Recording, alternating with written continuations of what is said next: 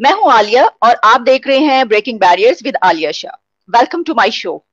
दुनिया में दो बड़े ममालिक ऐसे हैं जिनमें बहुत ज्यादा ममासलत है, जो दोनों मजहब के नाम पर बने हैं और जिन्होंने माइग्रेशन भी की अपने एक मुल्क को जो है वो बसाने के लिए। इसी टॉपिक पर आज हम बात करेंगे जो दुनिया का बहुत ही अहम मौजू है, और हमारे साथ जो आज एक्सपर्ट ओपिनियन के लिए मेहमान शख्सियत मौजूद है उनको आप बहुत अच्छे तरीके से जानते हैं कि अगर उनकी हम एक्सपर्टीज की बात करें, he is columnist, political analyst, political scientist, इसके अलावा ऑथर, राइटर, और स्टॉकहोम यूनिवर्सिटी में वो पढ़ाते रहे, प्रोफेसर है। Thank you very much. हमारे साथ मौजूद हैं डॉक्टर इश्तियाक अहमद। डॉक्टर साहब, welcome to my show. Thank you very much. Always a pleasure to join you. Doctor साहब, आपसे बेहतर इस पे कौन बोल सकता है? इसकी वजह यह है कि मैंने देखा कि एक series of articles and columns हैं जो आपने डेली टाइम्स में लिखे। हम बात करेंगे जो आज वो है, जो इस वक्त मसला चल रहा है दुनिया में, इसराइल और फलस्तीन के हवाले से। हम जानते हैं कि कुछ दिन हो गए, 3-4 दिन हो गए, वहां पर क्या हो रहा है। दोनों जानिब से जो है एक दूसरे के ऊपर हमले किए गए पहले जो है। उसके अलावा जो फलस्तीन में वो कितने बच्चे और कितने लोग जो है इस सिलसिले में वो अपनी जान से चले गए। तो ये मामला ये अभी का नहीं, इसकी तारीख बहुत पुरानी है। डॉक्टर साहब, आपने बहुत जबरदस्त तरीके से बड़ी एक काफी अरसे से आपने जो है इसके ऊपर पूरी रिसर्च आप की है और आपने आर्टिकल्स लिखे। मैं चाहूंगी कि आज हम इस हवाले से बात करें कि एक तो हिस्टोरिकल पर्सपेक्टिव जो है उस पे आप बात कीजिए। मसला कब शुरू हुआ, ये जगह किसकी है, क्यों ये मसला अभी तक हल नहीं हो सका, और जो इसकी तारीखी अहमियत है उसके बारे में आप क्या कहेंगे? देखिए आलिया, आपने तो बहुत बड़े सवाल कर दिए हैं, लेकिन ब्रीफली बात यह है कि ये जो इलाका है, यहाँ पे कुछ लोग रहा करते थे। बाद में ये हेब्रू ट्राइब जो है, जहाँ पे जुडाइज्म, जिनका इब्राहिमिक रिलीजन आप कह सकती हैं पहला, वो लोग यहाँ पे आए और उन्होंने यहाँ पे अपनी एक एम्पायर कायम की, अपनी स्टेट कायम की आप कह सकते हैं। और कई सदियों तक वो यहाँ पे रूल भी करते रहे। उसके बाद रोमन एम्पायर ने इस इलाके को कॉन्कर कर लिया। उसी दौरान में आप कह सकते हैं कि वहाँ से क्रिश्चियनिटी भी अ, इसी इलाके में शुरू हुई, बिकॉज जीसस ने फिर जो क्लेम यहाँ पे ही फिर जब रसूल अल्लाह ने इस्लाम का पैगाम दिया, तो कई सालों तक किबला अव्वल, जिस तरफ ये मुसलमान रुख करके नमाज पढ़ते थे, वो ये यरूशलेम ही था। बाद में जब देखे, थोड़ा सा प्रॉब्लम तो है ना इब्राहिमिक रिलीजन्स में। ज्यूज जो थे उन्होंने हजरत ईसा के क्लेम को नहीं माना कि वो जो भी क्लेम कर रहे हैं मसाया के, वो जायज हैं या नहीं है। ठीक है। ठीक है। इसके बाद जब रसूलुल्लाह ने क्लेम किया तो ज्यूज ने और क्रिश्चियंस ने नहीं माना उनके क्लेम को। ठीक। तो बाद में फिर रसूलुल्लाह ने कहा, जिस तरह के उन्हें रेवलेशन हुई, कि आप खाना काबा की तरफ रुख करके तो नमाज पढ़ा करें। एक और इस्लामिक बिलीफ ये है कि रसूलुल्लाह जब महराज पे गए तो फर्स्ट ही केम टू दिस प्लेस, ये माउंट जो है, और जी। यहां से फिर वो असेंड किए इनटू द हेवंस। ठीक है। ठीक। तो अब ये बड़ा मुश्किल है कहना कि किसका क्लेम इस पे ज्यादा जेन्युइन है। ठीक। ओल्डेस्ट ठीक। क्लेम तो जाहिर है यहूदियों का है, हम्म। उसके बाद क्रिश्चियंस का आ जाता है। और क्रिश्चियंस की और मुसलमानों की यहाँ पे जंग, कभी ये मुसलमानों के पास रहा जेरूसलम, कभी ये क्रिश्चियंस के पास रहा। बाद में सलाउद्दीन अय्यूबी के बाद it became part of the Muslim possessions. ठीक है। इस दौरान यहूदी जो हैं, रोमन एम्पायर के दौरान ही most of them were expelled from this place, but a small community continued to live on। और 1492 में तो एक्सपेल किया गया फ्रॉम स्पेन, मुसलमानों को भी किया गया। लेकिन उस जमाने में जो यहूदी हैं उन्होंने ऑटोमन एम्पायर में आके पनाह ली, ओके। क्योंकि क्योंकि तारीख में ऐसे ही हुआ है कि यहूदियों का और क्रिश्चियंस का झगड़ा यूरोप में रहा सारी उम्र। मुसलमान तो यूरोप में उधर नहीं थे। और कुरान की एक आयत है कि people of the book, Jews, Christians and Sabian, Sabian group तो अब शायद नॉन एग्जिस्टेंट ही है तकरीबन, ये मुसलमानों के दरमियान रह सकते हैं अगर ये हाकमियत मुसलमानों की मान ले और जजिया दें। तो आप कह सकते हैं कि जब यहूदियों को 1492 में एक्सपेल किया गया, it was the Ottoman Empire जहां पे उन्होंने पनाह ली। ज्यादातर यूरोप में उनके साथ बुरा सलूक हुआ है throughout history as compare to Jews under Muslim rule. For example, जब रिचर्ड द लायन हार्टेड और तो यहूदी जो हैं they fought along with the Muslims against, ये भी हिस्ट्री है। क्योंकि क्रिश्चियन और इस्लामिक रूल के दरमियान यहूदी तो माइनॉरिटी में हो गए थे ना। Muslim rule was more tolerant than Christian rule. समझ गए आप? जी जी जी बिल्कुल। तो डॉक्टर उसके साहब बाद थोड़ा सा, जी ठीक, थोड़ा सा अगर हम आगे की तरफ आ जाएं। हाँ, ये जो कि जी जमीन किसी ने खरीदी, उसके बाद उसने उससे ले मैं ली आ रहा और हूं, फिर उसी अब पे आ जो, रहा हूं। जी आई जी एम कमिंग टू दैट। जी बिल्कुल। तो I was hmm, telling you hmm, कि ऑटोमन अंपायर जो थी वो बाल्कन्स में भी थी, वो ग्रीस में भी थी। तो जो यहूदी हैं यहाँ पे कई जगह पे गए, लेकिन कुछ यहूदी ईस्टर्न यूरोप में जो थे वो रशियन एम्पायर और पोलैंड और जर्मनी में थे। तो 18th 19th सेंचुरी में ईस्टर्न यूरोप में यहूदियों पे बहुत हमले होने शुरू हो गए। उन्हें कहते हैं पोग्रम्स। पोग्रम का मतलब यह है कि आप पूरे एक इलाके के जो लोग हैं ना उनको कत्ल करना शुरू कर दें। ठीक। तो उसके बाद ईस्टर्न यूरोप से कुछ यहूदी फिर फलस्तीन की तरफ आए। यानी फलस्तीन से ये निकल चुके हुए थे। एक छोटी small communities of Jews continue to live all along, ठीक है। लेकिन यहाँ पे रूल पहले रोमन एम्पायर का रहा, उसके बाद या क्रिश्चियंस का रहा या मुसलमानों का रहा। देयर वाज नो ज्यू स्टेट। ओके। लेकिन 19th सेंचुरी में ईस्टर्न यूरोप में बहुत अटैक ज्यूज पे हुए। तो उनमें से फिर छोटी छोटी कम्युनिटीज आके फलस्तीन में रहनी शुरू हो गई, because Palestine was an Ottoman province. समझ रही है ना आप? खिलाफत जी जी उस्मानिया का हिस्सा था ये। तो इनमें से कई लोगों ने यहाँ के पनाह भी ले ली। सही। तो नेशनलिस्ट मूवमेंट शुरू हुई, उसके जो बानी थे, वैसे तो कई लोग थे, जिनका नाम सबसे ज्यादा लिया जाता है उनका नाम है Theodore Herzl. He okay. Was a Swiss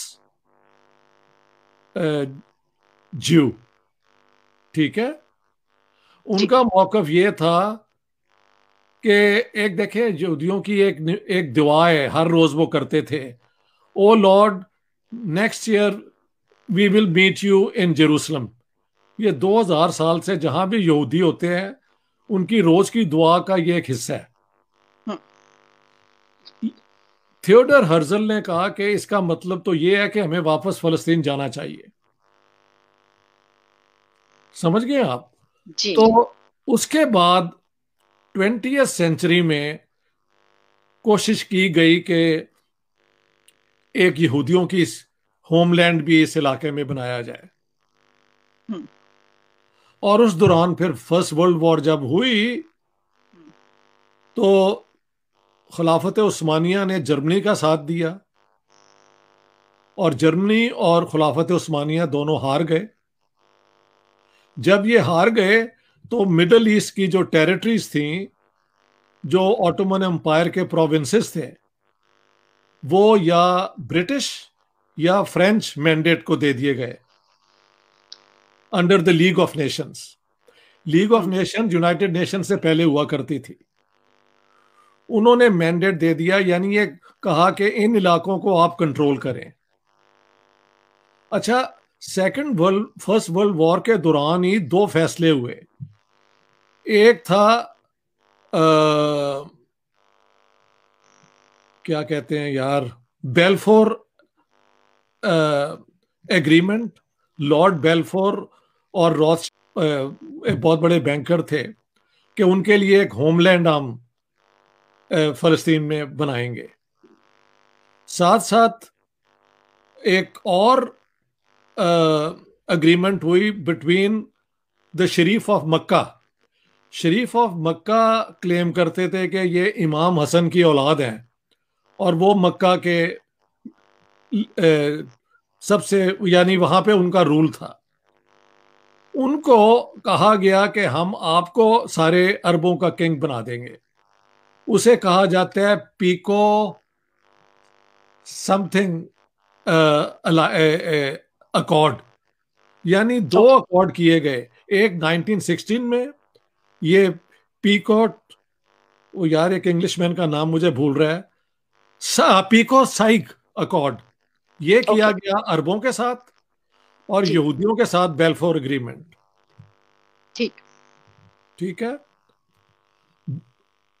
खिलाफत उस्मानिया खत्म हो गई। फलस्तीन का इलाका जो है ये बरतानिया के हाथ आया। सीरिया जो है और लेबनान, ये फ्रांस के मैंडेट में आया।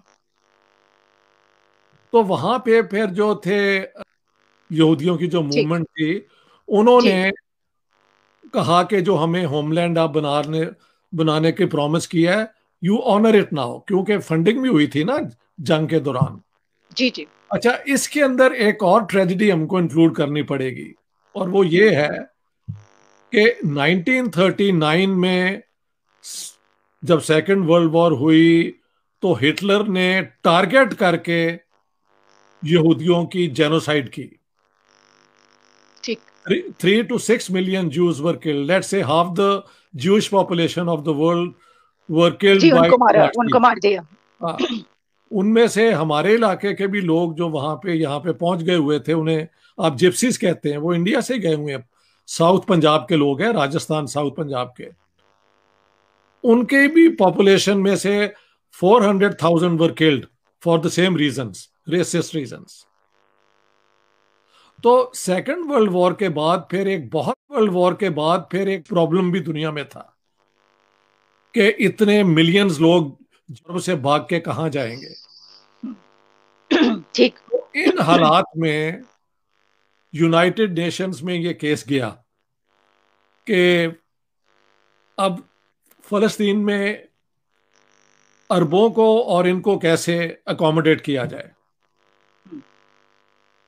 तो जो फैसला हुआ 1947 में, महल सितंबर में हुआ था। इससे पहले पाकिस्तान इंडिया मजहब की बुनियाद पर पार्टीशन हो चुके थे अगस्त में। ओके, सितंबर में यह फैसला यूनाइटेड नेशंस का हुआ कि ट्रांस जॉर्डन जो है ना, जो इलाका बहुत बड़ा है, वो शरीफ हुसैन के बेटे अब्दुल्ला को दे दिया गया था, जो आजकल जो जॉर्डन के किंग है ना, इनके परदादा। जी ठीक। ये वो गद्दी है। ठीक है। ठीक है। यानी उसे कहा जाता था पैलेस्टाइन ट्रांस जॉर्डन, ये एक इलाका था। Trans Jordan was given to ये हाशमाइट फैमिली जो है, ठीक, शरीफ हुसैन के बेटे अब्दुल्ला को दिया। ठीक है। और पैलेस्टाइन को फिर उन्होंने बिटवीन द पैलेस्टीनियन पॉपुलेशन और जूश पॉपुलेशन में डिवाइड किया। 52% to the Jewish population and 48% to the Arab population. Arab included Arab Muslims and Christians. Okay. और जेरूसलम को कहा गया कि ये एक ओपन सिटी होगी और it will be the capital of both Israel and Palestine, यानी कि ये जॉइंट कैपिटल होगा दोनों का, ये याद रखें। अब वहां पे हिस्ट्री की इस्मत जरीफी कह लें, आप कह लें, बुरी किस्मत कह लें, एक्सेप्ट कर लिया कि ठीक है, हम इस यूएन के रेजोल्यूशन को एक्सेप्ट करते हैं। हम्म, लेकिन जो फलस्तीनी लीडरशिप थी और जो बाकी अरब मुल्क थे उनके हामी, उन्होंने जी, कहा हम तो मानते नहीं इसको। तो 14 मई 1948 को इसराइल ने डिक्लेयर कर दिया अपने को इंडिपेंडेंट। इससे पहले मैं बता दूं कि 1920s ऑनवर्ड्स आप हिस्ट्री निकाल सकते हैं, ठीक है, जी, दोनों तरफ एक दूसरे पे, दोनों तरफ से हमले हो दोनों रहे थे तरफ उस से दौरान। होता रहा, ये दोनों तरफ से होता रहा। लेकिन to cut long story short, वो जंग अरब जो है हार गए। तो ओके। उस जमाने में भी जो डिवीजन हुई थी ना, उसका कई कई और इलाके इसराइल ने कैप्चर कर लिए थे। हम्म, लेकिन ईस्टर्न जेरूसलम जो है वो ये जॉर्डन के पास ही रहा। अच्छा। लेकिन एक और जंग जब 67 में हुई तो वो भी इन्होंने हार दिया, अरबों ने। उस जंग में भी अरबों को डिफीट हुई और तब से जेरूसलम जो है वो अंडर, आप कह सकते हैं। ठीक। लेकिन यूएन रेजोल्यूशंस के मुताबिक वही जो है 1948 का, कि ये एक जॉइंट कैपिटल है, वही अप्लाई करता है अभी तक। तो सारी दुनिया ने जेरूसलम को इसराइल का कैपिटल नहीं माना, सिर्फ ये यूएस ने शायद किया है अब अंडर ये जो प्रेसिडेंट थे ट्रम्प। ट्रम्प के। ट्रम्प। हाँ, जी जी, बिल्कुल उन्होंने बाकी किया है दुनिया ने इसको। अभी तक नहीं माना, ठीक है। हम्म। हम्म। और बाकी दुनिया का फैसला ये है कि यहाँ पे एक फलस्तीनी स्टेट होनी चाहिए जिसमें eastern Jerusalem will be the capital. ठीक। लेकिन अब ये तो इस किस्म के फैसले हैं कि who will back such resolutions. बात ये, एक जमाने में जब अरब लड़ते थे इसराइली के साथ, पीएलओ भी थी, तो उस जमाने में सोवियत यूनियन थी, इस किस्म के सोशलिस्ट मुल्क थे जो इनको सपोर्ट करते थे, हम्म। वो खत्म हो गए हैं। हम्म। और इसराइल का सपोर्टर कम से कम 1949, not in 1948 when it was founded. Hmm. Very interesting, the first country to recognize Israel was the Soviet Union. Okay. और United States recognized it on the 1st of January 1949 after the first Israeli elections. यानी हम्म। 7 महीने के बाद उन्होंने हम्म। Recognise पहले नहीं किया, because President Roosevelt was not convinced कि ये एक सही फैसला है। ट्रूमैन जो थे, because then Roosevelt died in office and Roosevelt Truman became president, he was the vice president, he also hesitated. लेकिन इतना प्रेशर उस पे उन पे पड़ा, अमेरिका ने। अमेरिका ने जी। रिकग्नाइज कर लिया। बट जी। The first one was the Soviet Union, जो कम्युनिज्म का गढ़ था। हम्म। हम्म। उन्होंने इसलिए किया था कि यहूदियों ने सेकेंड वर्ल्ड वॉर में सोवियत आर्मी के साथ मिलके लड़े था, तो ओके। वो अंडर ऑब्लिगेशन थे ना, हम्म। कि भाई इनको अब एक मुल्क अगर मिल रहा है तो मिल जाए।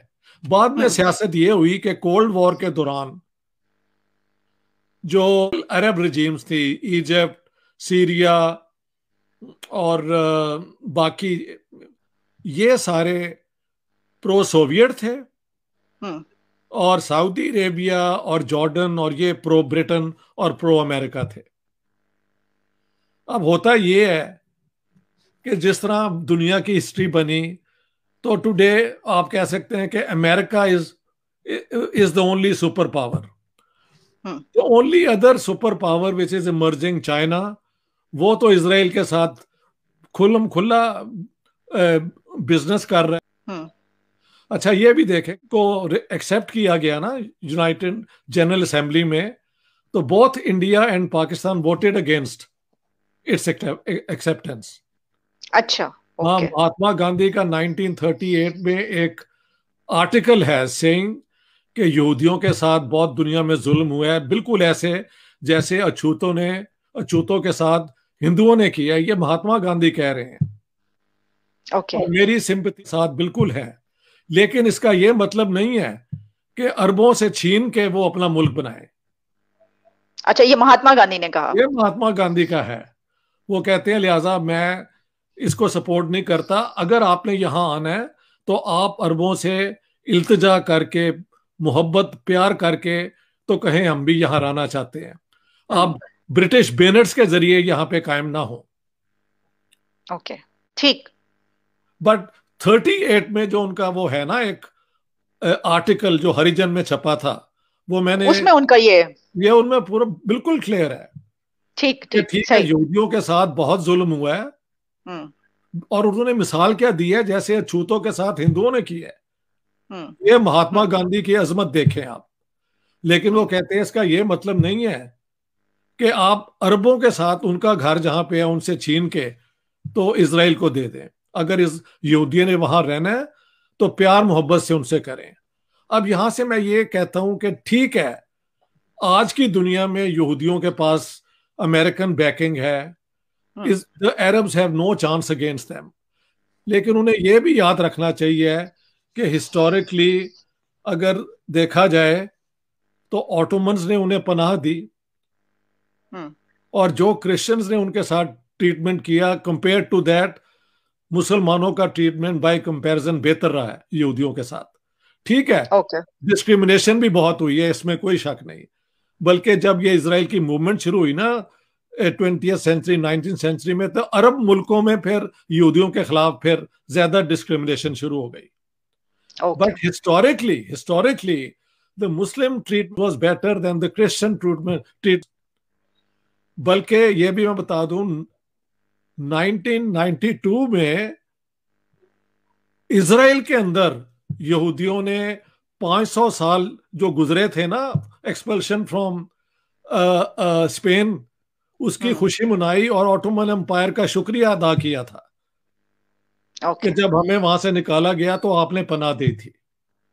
ठीक ठीक लेकिन ठीक। ये सारी बातें बताने का मतलब क्या है हम्म। कि अब देर इज नो कंपैरिजन। बहुत गुना ज्यादा ताकतवर अपने हथियार हैं जो वो उनके खिलाफ इस्तेमाल करते हैं, तो वो एक अनइक्वल बैटल तो है ना। ओके, और ठीक है। और देखें, ये अब जो यहूदी नेशनलिस्ट मूवमेंट है वो हर साल यहाँ पे आके नाचते हैं, डांस करते हैं। ये मस्जिद है मुसलमानों की, हम्म। वहां पे वो कहते हैं जी इस जमाने में यहाँ पे दो हमारे होते थे टेंपल, वो तबाह कर दिए गए। तो जी जी। ठीक है, वो कभी होते होंगे तबाह, जिन्होंने किए वो चले गए। ये रोमन एम्पायर के जमाने में दोनों तबाह हो चुके थे। ओके। मुसलमानों ने तबाह नहीं किया उन्हें, पहले से ही तबाह थे। बाद में मुसलमानों की हुकूमत में यहूदी भी रहते रहे और क्रिश्चियन भी रहते रहे, के दौरान यहूदियों ने मुसलमानों का साथ दिया था। ओके। ये सारी बातें बताने का ये मतलब है कि फैक्ट्स तो ये हैं। हम्म। दुरुस्त। लेकिन हकीकत क्या है? हकीकत ये है कि यूरोप ने अपने यहूदियों को निकालने का मौका ढूंढा जबकि सेकंड वर्ल्ड वॉर खत्म हुई। उनको सबको निकाल के अपने ममालिक से इसराइल में हम्म। डाल दिया। ओके। अब मेरी ओके। बातें जो है ना वो हम्म। किसी को पसंद नहीं आती, क्योंकि हकीकत यही है। ठीक, ये अच्छा। गैस, अगर झगड़ा है जी तो गैस ने जुल्म किया है फलस्तीनियों के साथ। यहूदी तो पनाह लेने आ रहे थे ना, जी, क्योंकि बिल्कुल जाहिर है। वो जिस जगह आए हैं, जाहिर है कि उस जगह उन्होंने पनाह ली, फिर वहां पर बस गए, और ऑब्वियसली अब वो कहेंगे कि ये जगह वो इतने अरसे से रह हाँ, रहे हैं तो उनकी है, लेकिन जिन्होंने एक और, उनको वहां पर हाँ, भेजा हाँ, वो असल में कसूरवार है। वो तो वेस्ट है ना। और एक और हाँ। बात है कि यहूदियों की बिलीफ के मुताबिक, जो कुरान शरीफ में भी शायद है, कि Israel is the promise land of the Jews. मेरे ख्याल ओके। से कुछ ऐसी, मैंने वो जो है ना हमारे अभी उनकी वफात हुई है वहीदुद्दीन, मौलाना वहीदुद्दीन को ये कहते सुना है कि कुरान शरीफ में भी माना गया है। तो हम मान सकते हैं कि इसराइल का राइट है एग्जिस्ट करने का, जैसे भी वो बन गया। ये अब बिल्कुल बिल्कुल। अरब मुल्क मानने को तैयार भी हैं। हम्म। ईरान का कोई प्रॉब्लम है तो ईरान ने भी कहा कि अगर आप फलस्तीनियों के साथ अपना फैसला कर लें तो वी विल एक्सेप्ट इट। और अमेरिका में उनको सपोर्ट कौन करता है, ये बड़ा इंटरेस्टिंग है। ये देखें, मजहब जो है ना दुनिया में हर किस्म की ज्यादती को मुनासिब बना देता है। 4 मिलियन जूस हैं सिर्फ अमेरिका में, लेकिन 40 मिलियन बॉर्न अगेन क्रिश्चियंस हैं जो इनको सपोर्ट करते हैं। हम्म। और कोई अमेरिकन प्रेसिडेंट नहीं इलेक्ट हो सकता without the support of this 40 million. इसका हल सिर्फ इंसानियत का होना चाहिए, और इंसानियत यही है कि यहूदियों की स्टेट तो अब एग्जिस्ट करती है और मुसलमान उन्हें मान लें, मगर शर्त यह है कि वहां पे अरबों के साथ कोई एग्रीमेंट हो जाए कि उनकी ऑटोनॉमी जितनी भी है, वैसे तो एक सेकंड स्टेट उन्हें दे दी जाए तो बेस्ट है। Short of hmm. दैट भी कोई फैसला हो सकता है, लेकिन आप उनके सारे राइट उनसे छीन नहीं सकते, वरना ये झगड़ा चलता रहेगा। और इसमें देखिए मुमासत में ये देख रही थी कि हालात जो हैं, जिस तरह दोनों जो हैं वो मुल्क जिस तरीके से बने, फिर माइग्रेशन हुई, फिर उसके बाद दोनों में जो है, जो हम मगरिब की बात कर रहे थे कि वेस्ट का बहुत रोल है, दोनों में ऐसा है। अच्छा, बिल्कुल इसके ऐसे ही है। बावजूद, हाँ, अच्छा, अब जाहिर है कि मजहब की बुनियाद पर और सब वजह पे दोनों जो है वो एक दूसरे को पसंद नहीं करते, अपने दुश्मन समझते हैं। पाकिस्तान में तो जाहिर है सवाल ही पैदा नहीं होता कि आप ऐसी कोई बात कह दें।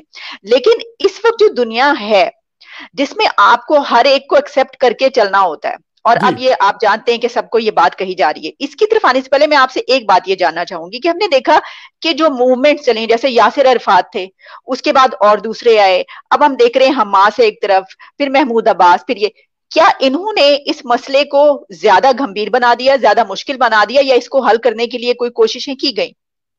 देखिए, हल करने की कोशिशें भी हुई।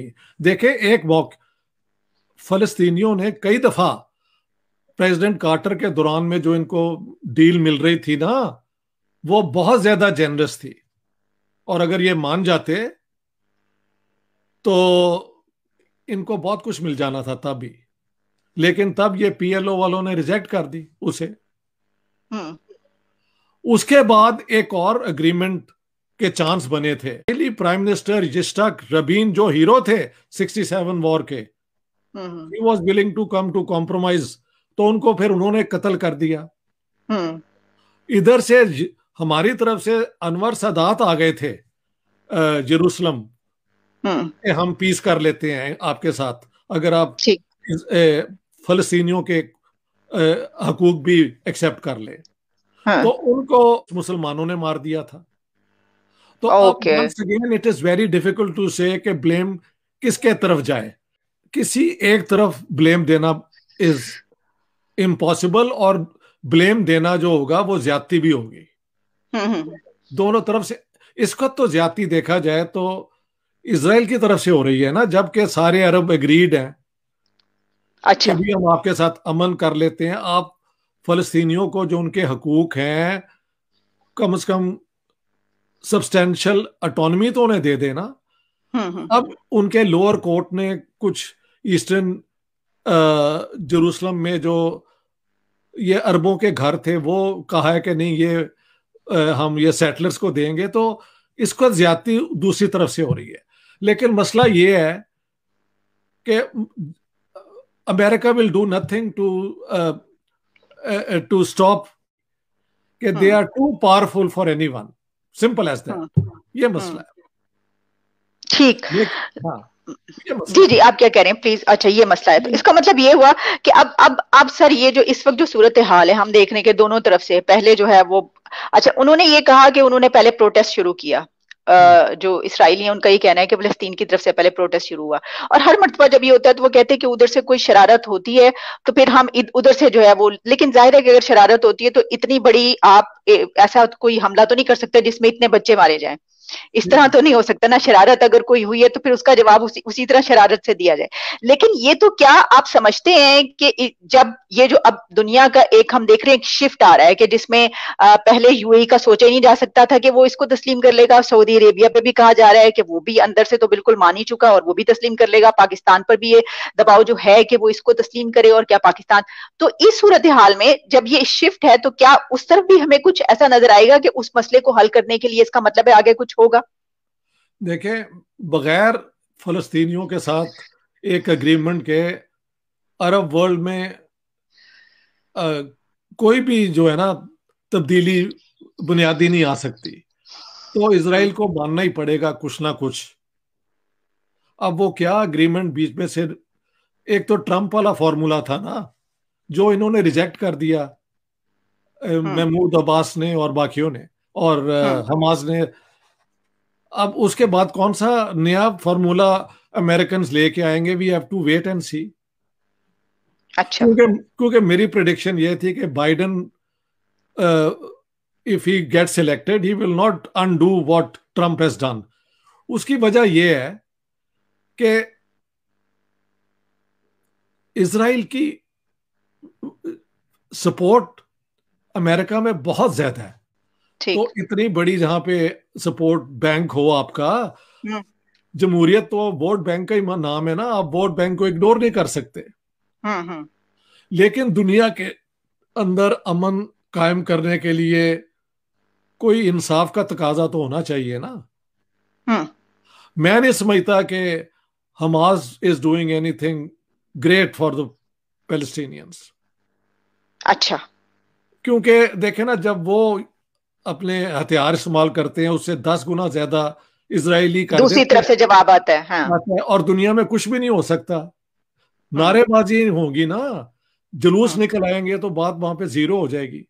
जी जी, 14 मई को पाकिस्तान में मौलवी आने लगे ना सड़कों पर। उन्होंने कह दिया है अल्लामा ताहिर अशरफी ने कि हम 14 मई को जो है वो फलस्तीन के साथ इजहार यकजहती मनाएंगे। तो वो जो सर कुछ दिन पहले टीएलपी के उस अब दोबारा से जो है वो अब होगा। वो ये अब देखे ना, कुछ लोग कहते हैं कि ये है ही शरारत मुसलमानों को बार बार तंग करने के लिए।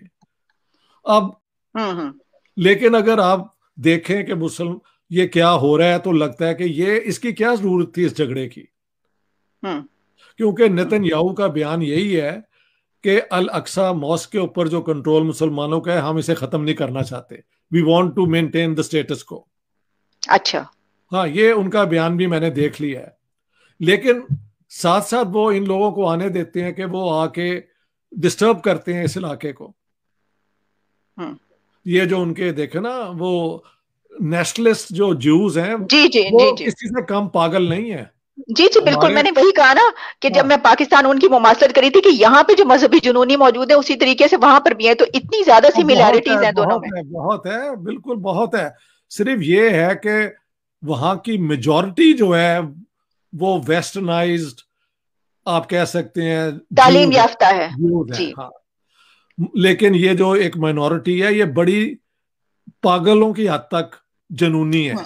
हमारे यहाँ ये है कि हमारी जो एनलाइटेंड है परसेंटेज, वो बहुत थोड़ी है, बहुत कम है। हाँ, बहुत कम है। और बाकी लोग बेचारे चुप रहते हैं, और ये जो मौलवी टाइप हैं वो आपको ब्लैकमेल कर लेते हैं। ये सिर्फ प्रपोर्शन का फर्क है। एक्सट्रीमिज्म की और हर धर्मी का आर्गुमेंट दोनों तरफ एक जैसा है। सही। अच्छा डॉक्टर साहब, ये बताइए कि जिस तरह आपने अभी कहा कि हमास सही नहीं कर रहा, क्या ये अपने जो कहते हैं कि कुछ अपने मफादात के लिए, अपने सियासी मफादात के लिए कुछ पॉलिटिकल गिमिक्स भी तो होती है ना। तो इस वजह से भी आप समझते हैं कि जो जैसे मैंने यासिर अरफात से मैंने शुरू किया था, अब तक ये जो पार्टियां आती रही, तो इन्होंने भी कोई दिलचस्पी ज्यादा शो नहीं की कि किसी ऐसी सेटलमेंट पे आ जाए कि ये मसला हल हो जाए। ये भी बात सही है। और मैंने तो बताया है कि अभी वो बहुत बड़े थे अपना पैलेस्टीनियन क्रिश्चियन एडवर्ड सईद, जिनकी किताब ओरिएंटलिज्म क्लासिक मानी जाती है, कंट्रोवर्शियल किताब है वैसे, लेकिन ही वो जब पैलेस्टीनियन क्रिश्चियन बहुत बड़े इंटेलेक्चुअल थे। उनका आप मेरे बात के बाद इंटरव्यू देख लें टीवी पे, उन्होंने कहा है कि प्रेसिडेंट कार्टर के दौरान जो ऑफर थी ना टू द पैलेस्टीनियन लीडरशिप, वो बहुत जेनरस थी, बहुत कुछ इन्हें मिल रहा था। और अगर ये एक्सेप्ट कर लेते तब तो वारे न्यारे हो जाते इनके। तो क्यों नहीं किया? नहीं किया बिकॉज दे वांटेड कि हमारा ये इजराइल, ये सारा इलाका है ही हमारा, होल लैंड दे वांट कि भाई सब कुछ जो है वो हमारा है, उनका कोई हक नहीं। ये जी, उसके पीछे पावर हमारे होते नहीं है। लेकिन वो दूसरी पार्टी फिर आपको इस्तेमाल करती है कि ये तो कहते हैं कि हम इनको निस्तो नाबूद कर देंगे, तो इनके साथ हम पीस कैसे करें, ये मसला है। डॉक्टर साहब यही देख लीजिए ना, पाकिस्तान के अपने मसाइल हल हो नहीं पा रहे, 70 सालों से। तो जैसे ही कोई फलस्तीन का मसला खड़ा होता है ना, तो पाकिस्तान कहता है कि हम आजाद करवाएंगे। हाँ बच्चे जी। बच्चे को जो है ना, ये सिखा दिया जाता है कि जी हम ये करेंगे। तो भाई आप तो अपने मसाइल हल कर नहीं पा रहे, आप कैसे दूसरों का मसला इतना बड़ा हल करेंगे? बात यह है कि Pakistan is a very exceptional case, और कंपैरिजन ये है कि अंग्रेजों ने जाते हुए हिंदुस्तान को तकसीम किया और पाकिस्तान बनाया। अंग्रेजों ने जाते हुए मिडल ईस्ट के अंदर ये अपना इसराइल बनाया और वहां से फारिग हुए। तो दोनों प्रॉब्लम तो वही छोड़ के गए हैं ना। हम्म। तो ऑयल ऑयल के जो कंट्रोल करने का जो है, अगर अरब हमारे खिलाफ हो भी जाए तो इसराइल तो है ना। हम्म। और हम्म। पाकिस्तान बनाने का मैंने अपनी गैरजन स्टेट बुक में पूरा एविडेंस दिया है, और जिना अली किताब में पूरी डिस्कशन है कि हम्म। पार्टीशन करो और एक कमजोर पाकिस्तान बनाओ जो वेस्ट के ऊपर डिपेंडेंट हो, और उसको हम इस्तेमाल करें सोवियत यूनियन को रोकने के लिए। हम्म। तो दोनों आर्ग्यूमेंट तो उसी बुनियाद पे बनाई गई ना इन दो मुल्कों को। वो दूसरी बात है कि दो ऐसे मजहब हैं इनके जो एक दूसरे से टक्कर खाते हैं, मगर मंतक इन दोनों की एक ही है। सही। लेकिन मैं कहता हूं अगर पाकिस्तान को हक है जिंदा रहने का, और मैं समझता हूं, ऑनेस्टली मैं समझता हूं कि जो हो गया सो हो गया, Pakistan has a right to exist, hmm. But so does Palestine. But लोगों ने फिर मुझे कहा है कि doesn't then the Palestinians have a right to exist? ये भी बात सही है, तो कुछ उनको भी तो मिलना चाहिए ना। तो ये हक की यानी बात है, हक की हाँ, बात है। यानी ये कि अच्छा आप ये समझते हैं कि दोनों जो अब हम अगर कंक्लूजन पे पहुंचे, हमने इतनी लंबी डिबेट कर ली, सब देख लिया, तो अब जाहिर है कि पता तो ये चल रहा है कि दोनों हकदार हैं और दोनों का मसला हल होना चाहिए ना। अब उनको निकाला जा सकता है ना उनको निकाला जा सकता है, लेकिन दोनों को ये कौन करेगा ये नहीं समझ में आ रही कि ये कब ये होगा समझ मसला नहीं हल। आ रही। एक और हल भी ये है कि हम्म। फलस्तीनी जो हैं वो कह दें कि ठीक है, वी बिकम इजरायली सिटीजन्स, अच्छा। और फिर ओके। इसराइल को वक्त पे आ जाएगा, जैसे पंजाबी में कहते हैं। अच्छा। क्योंकि उन्होंने तो स्टेट बनाई सिर्फ यहूदियों के लिए है ना। अगर अरब ओके। वहां पे ये कहें कि हम नहीं चाहते अलग स्टेट, हमें इक्वल सिटीजन बना दो इसराइल का, तो हाँ। उनकी जूइश स्टेट कैरेक्टर खत्म नहीं हो जाता। हम्म। एक ये हम्म। हल है, एक ये हल है जो वहां के जनरल पेलेद के बेटे ने इसको कहा है कि एक हल ये है कि इसराइली जो है वो पैलेस्टीनियन जो है हम्म। वो, क्योंकि इसराइल ने कभी इन्हें स्टेट तो देनी नहीं, वो हम्म। कहेंगे ठीक है we become citizens of Israel, तो हम्म। हमें पूरे हक दो। तो वो इनके लिए ज्यादा मुश्किल हो जाएगा कि इसको फिर जू स्टेट कैसे रखेंगे जब इतनी बड़ी परसेंटेज अरबों की आ जाएगी। हम्म। ठीक है ठीक। ना। जी। तो एक डॉक्टर हल साहब ये क्या है। दूसरा उनके हल जहन में? ये है कि जी जी इनको प्लीज। एक इनकी स्टेट दे दी जाए विदाउट हैविंग स्टैंडिंग आर्मी, उसे पुलिस फोर्स बना दिया जाए। तीसरा ये है कि मैक्सिमम ऑटोनॉमी दे दी जाए short of calling it a state. दो तीन पॉसिबिलिटी है। एक तो जो पैलेस्टीनियन है वो ज्वाइन कर जाए इसराइल को कि we don't want a separate state, we want to be full citizen of Israel. I think that is a very clever move if they make. Hmm. इतनी बड़ी हम्म। परसेंटेज माइनॉरिटी मुसलमानों की अगर वहां पे आ जाए, आ अरबों की। जाए तो बिल्कुल, अब हाँ हाँ, सही कह रहे हैं आप, उनको सेकंड वक्त इज पड़ जाएगा। सेकंड इज कि उनको एक स्टेट बनाती जाए विदाउट एन आर्मी, पुलिस हम्म। उनकी फोर्स हो, ये हो, हम्म। और हम्म। कोई हिस्सा ईस्टर्न जेरूसलम का दे दिया जाए। तीसरा हम्म। है कि short of a state call something, एक अटोनमी दे दी जाए जो कि फलस्तीनी खुद ही रेगुलेट करें, जो आजकल वो करते भी हैं by the way, West hmm. Bank पे, और कुछ हम्म। करते भी हैं। अब तो ये फिर दोबारा ये छोछा शुरू हुआ है ना। हम्म। बड़ी देर से वहां पे मेरे कई पाकिस्तानी दोस्त गए हैं वहां पे जो स्वीडन में हम्म। रहते हैं। वो कहते हैं अच्छा। कि once you are in Israel तो आपको कोई तंग नहीं करते, एंड वो कहते हैं कि जब आप फलस्तीन इलाके में जाएं तो then you are on your own, we can protect you. तो वो कहते हैं फिर हम फलस्तीन इलाके में गए, वहां पे हमने नमाज पढ़ी, सारा कुछ किया, और बाहर आ गए। When they are in Jewish areas तो वहां पे फिर वो जो जूश लॉ अप्लाई करती है, और उनको कोई तंग नहीं किया गया। ओके। देखिए ओके। इसराइल के अंदर भी एक बहुत बड़ी लॉबी, और वो मेरे दोस्त हैं जो हर रोज मेरी तरह, जिस तरह हम पाकिस्तान की कमजोरियों को क्रिटिसाइज करते हैं, वो इसराइल की कर रहे होते हैं। अच्छा। और वो है वो उस मूवमेंट का नाम है यो शलाम, यानी सलाम टू यू, ओके कि सर, आप अच्छी बात है फलस्तीनियों कि के लिए हर सपोर्ट जगह दें। कुछ सेन पीपल मौजूद हैं। है बिल्कुल है। फलस्तीन इसराइल में बहुत है, और मेरे स्वीडन में और इधर जो ज्यूइश दोस्त हैं, मैंने उनको अक्सर बहुत सिंसियर पाया है। उसकी वजह यह है कि ये आपको मुझे समझ नहीं आती कि यहूदियों के साथ यूरोप के अंदर क्या हुआ है। तो उनके लिए Israel is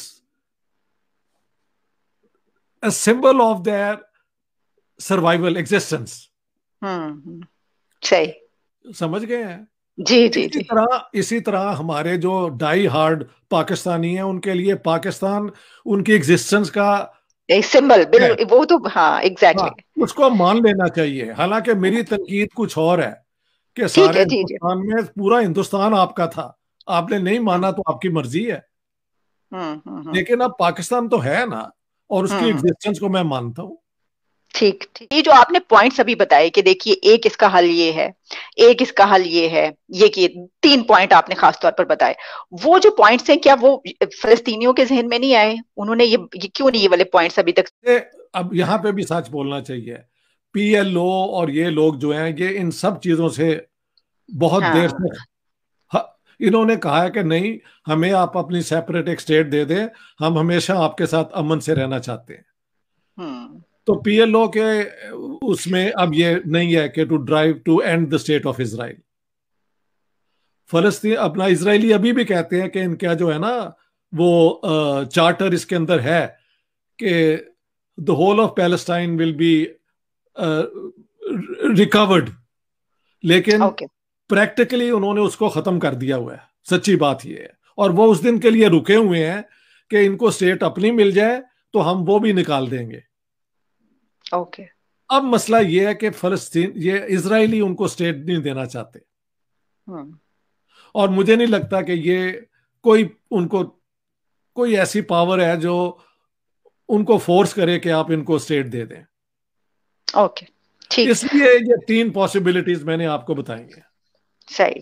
thank you so much doctor Ishtiaq Ahmed, बहुत आपने थॉरोली जितनी उसकी हिस्ट्री थी वो हमारे सामने रख दी ऐसे, क्योंकि सब जब भी ऐसा, अभी तो कुछ दिनों से ये वाला मसला क्योंकि कुछ हुआ नहीं था, चंद सालों से तो भूल गए थे सब, लेकिन वो मसला वहीं का वहीं रहता है। जब कुछ अरसे के बाद दोबारा से ये कुछ होता है तो पता चलता है कि भाई ये मसला तो अभी तक वहीं पर मौजूद है। तो बिल्कुल। थैंक्स अ लॉट, और आपने बहुत, आपकी जो है इसके ऊपर रिसर्च जो आपने हमें बताई, और यकीनन जितने हमारे देखने वाले हैं उन्होंने वो इससे बहुत फायदा उठाएंगे, उनको पता चलेगा कि हिस्ट्री क्या है।